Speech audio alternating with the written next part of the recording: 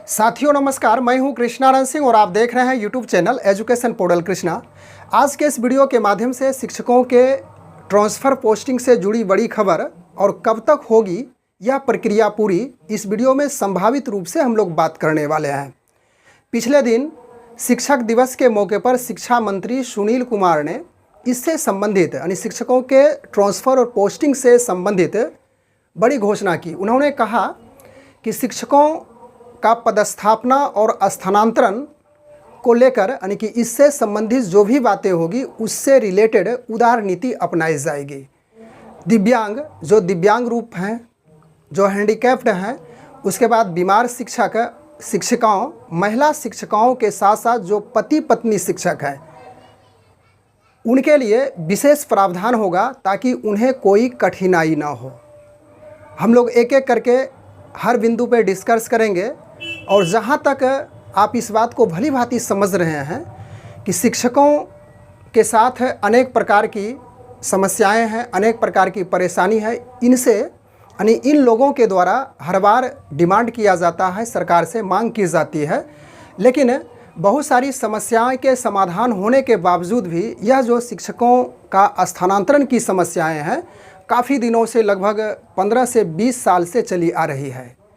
पिछले दिन आप याद कीजिए कि इससे रिलेटेड कहा जा रहा है कि सॉफ्टवेयर बनाया जा रहा है और सॉफ्टवेयर के माध्यम से इन शिक्षकों का ट्रांसफ़र किया जाएगा। खास करके जो नियोजित शिक्षक है उसकी बात की जा रही थी, लेकिन बीच में नियोजित शिक्षकों को राजकर्मी का दर्जा प्राप्त करने के लिए यानी कि राजकर्मी की जितनी भी सुविधाएं हैं उन्हें देने के लिए उनके लिए एक परीक्षा का आयोजन किया गया। परीक्षा भी संपन्न हुई। वे विशिष्ट शिक्षक के रूप में अब जाने जाएंगे यदि उनकी पदस्थापना हो जाती है। उनका अपना ज़िला जहाँ पे मिल चुका है वहाँ पे उनकी पोस्टिंग होगी, पदस्थापना होगा। लेकिन जब यह परीक्षा हुई, याद कीजिए फरवरी और मार्च का महीना था, वहाँ से आप ऐड कीजिएगा तो 7 से 8 महीने बीत चुके हैं। बीच में कुछ बातें चल रही थी, बीच में कुछ चुनाव की भी प्रक्रियाएँ हुई, उसमें समय भी मांगा गया चुनाव आयोग द्वारा कि आप यदि हमें मौका दे दें तो इन शिक्षकों का पदस्थापना यानी कि जो चॉइस ज़िला है जहाँ पे उनका चॉइस है वह प्राप्त हो जाए। लेकिन पता नहीं वह सारी बातें कहाँ धूमिल हो चुकी। लेकिन अब फिर उभर करके बातें आई है कि अब नियोजित शिक्षकों यानी कि जो सक्षमता पास कर चुके हैं, जो क्वालिफाई कर चुके हैं, उनके साथ साथ बीपीएससी शिक्षकों का भी पदस्थापना यानी कि स्थानांतरण होने वाला है। यहाँ पे विशेष रूप से जो नए बीपीएससी शिक्षक बहाल हैं उनकी नियुक्तियाँ, उनकी सेवा में अभी काफ़ी समय नहीं लगा है, 1-2 साल का ही समय हुआ है। वे शिक्षक अभी वर्तमान में अपने स्थानांतरण की बातें नहीं करेंगे, लेकिन जो नियोजित शिक्षक है वह ज़रूर इस बातों पर ज़्यादा फोकस होंगे क्योंकि उनका बहुत सदियों से, बहुत दिनों से मांग थी कि हमें कब अपने चॉइस के रूप में ज़िला प्राप्त हो या तो जहां उनको रहना हो पदस्थापना से रिलेटेड बातें सरकार पूरी करे। लेकिन अब जाकर के कुछ बातें निकल के आ रही है कि बीपीएससी शिक्षक को भी स्थानांतरण किया जाएगा। तो यहाँ पे बीपीएससी शिक्षक और जो सक्षमता पास शिक्षक है दोनों अलग अलग प्रकार के शिक्षक हैं, लेकिन बातें आ रही है कि दोनों शिक्षकों का एक साथ स्थानांतरण किया जाएगा। तो निश्चित रूप से इसमें समय लगेगा, लेकिन मंत्री के द्वारा कुछ बातें बताई गई है जिससे हम लोग एक एक करके बिंदु को देख लेते हैं। उसके बाद जहां पे आवश्यकता होगी उन बिंदु पे डिस्कस भी करेंगे। तो आइए इन बातों को बोर्ड पे हम लोग समझते हैं। शिक्षकों के ट्रांसफ़र और पोस्टिंग से रिलेटेड एक कुछ महत्वपूर्ण पॉइंट्स हैं। तो पहला पॉइंट इसका है कि सितंबर के अंत तक, ध्यान रखिएगा यह सितंबर महीना चल रहा है, तो सितंबर के अंत तक ट्रांसफ़र पोस्टिंग को लेकर आदेश जारी होगा। यानी इससे रिलेटेड नियमावली बनाई जा रही है और बीच में ऐसी बातें आ चुकी थी कि नियमावली बनकर तैयार हो चुकी है। अब सिर्फ जो मुख्यमंत्री हैं उन्हें देखेंगे कहाँ पे क्या उदार नीति अपनाई जानी है, क्या उसमें संशोधन किया जाना है, यह भी बातें निकल करके आई थी। यह सब बातें मीडिया के द्वारा या तो फिर समाचार पत्रों के द्वारा हम लोगों को जानने को मिला था।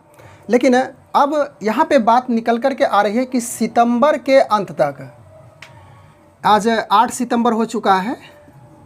8 सितंबर, अभी भी सितंबर समाप्त होने में काफ़ी दिन है, लेकिन सितंबर के अंत तक यानी कि लास्ट सितंबर तक आदेश सिर्फ जारी होगा। आदेश जारी कहने का अर्थ हुआ कि वही नियमावली जारी होगी, नियम कायदे जारी होंगे और उस नियम कायदे में क्या क्या बातें कही जा रही है उस पर भी लोग की नज़र रहेगी और हो सकता है कि उसमें भी लोग आपत्ति करें जो सूटेबल नहीं होगा शिक्षकों के लिए। तो थोड़ा सा विलम्ब यहाँ भी नियमावली जारी होने के बाद प्रतीत हो रहा है।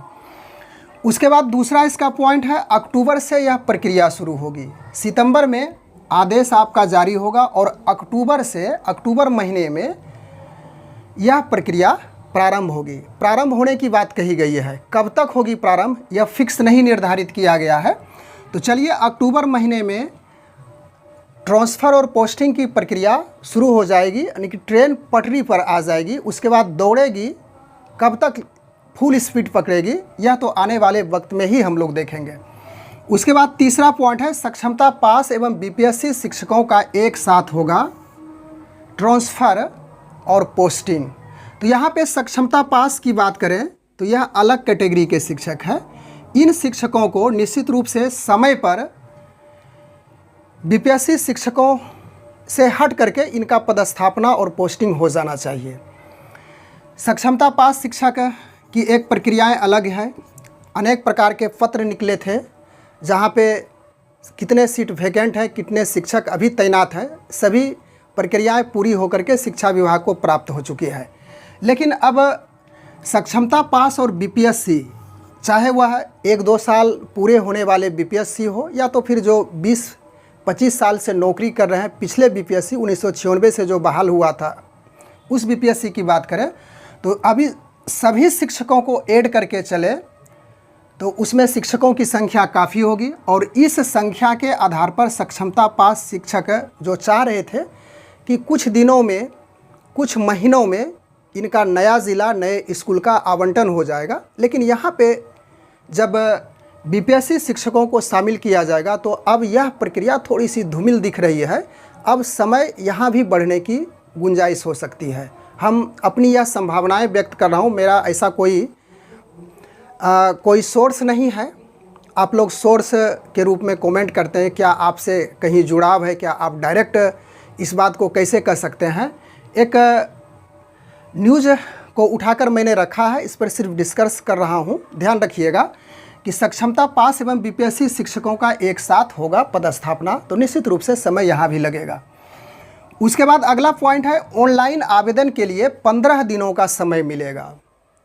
जब नियमावली बन करके आएगी, चाहे सक्षमता पास शिक्षक हो या तो फिर बीपीएससी शिक्षक हो, तो सभी के लिए ऑनलाइन आवेदन किया जाएगा। फिर आवेदन ऑनलाइन जो प्राप्त होगा उसको बारीकी से ध्यानपूर्वक देखा जाएगा। फिर उसमें कर्मी काम करेंगे और काम करने के क्रम में कैसे, किस प्रकार से जल्दबाजी इसका हो उसके बारे में भी सोचेंगे।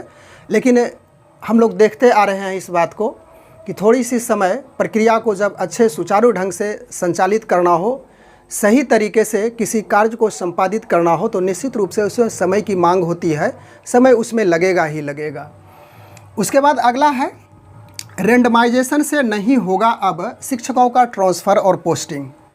शुरुआती दौर में सक्षमता पास शिक्षकों के लिए बातें आ रही थी कि रेंडमाइजेशन प्रक्रिया के द्वारा इन शिक्षकों का पदस्थापना हो जाएगा, विद्यालय आवंटन हो जाएगा और वह पटना से ही यानी कि मुख्यालय से ही रेंडमाइजेशन की प्रक्रिया अपनाई जाएगी। लेकिन अब बातें निकल करके आ रही है कि रेंडमाइजेशन की प्रक्रिया नहीं अपनाई जाएगी और जिला अर्थात जिस जिला में आवेदन प्राप्त होगा, जिस जिला के लिए, वहीं के जो डीएम है, डिस्ट्रिक्ट मजिस्ट्रेट, उसके बाद डीडीसी और डीओ, इन्हें ही उस कार्य को क्रियान्वित करने का जिम्मा मिला है। यानी कि जिले के डीएम, डीडीसी और डीओ मिल करके पोस्टिंग और पदस्थापना के लिए कार्य करेंगे। अगला इसका पॉइंट है कि जिले से ही होगी अब पोस्टिंग, स्पष्ट हो गया होगा और आवेदन सभी कर सकते हैं। निश्चित रूप से सक्षमता पास शिक्षक, चाहे जो भी शिक्षक हो, बीपीएससी शिक्षक हो, सभी के लिए द्वार खुला रहेगा, सभी आवेदन करेंगे। और लास्ट इसका पॉइंट है कि नवंबर तक प्रक्रिया पूर्ण होगी। यह मंत्री जी का कहना है कि सितंबर से प्रारंभ होगी, अक्टूबर में प्रक्रिया शुरू हो जाएगी और अक्टूबर के बाद नवंबर आते आते यह सारी प्रक्रियाएं शिक्षकों का ट्रांसफ़र और पोस्टिंग की प्रक्रिया पूरी हो जाएगी। तो इस प्रकार से शिक्षक दिवस के मौके पर शिक्षा मंत्री सुनील कुमार के द्वारा यह बयान आया था और उन्हीं बयान को पॉइंट बाय पॉइंट करके हमने यहाँ पे बताने का प्रयास किया। बस आज के वीडियो में हम लोग इन्हीं बातों को लेकर के उपस्थित हुए थे। मिलते हैं अगले वीडियो में एक नए टॉपिक के साथ, तब तक के लिए धन्यवाद।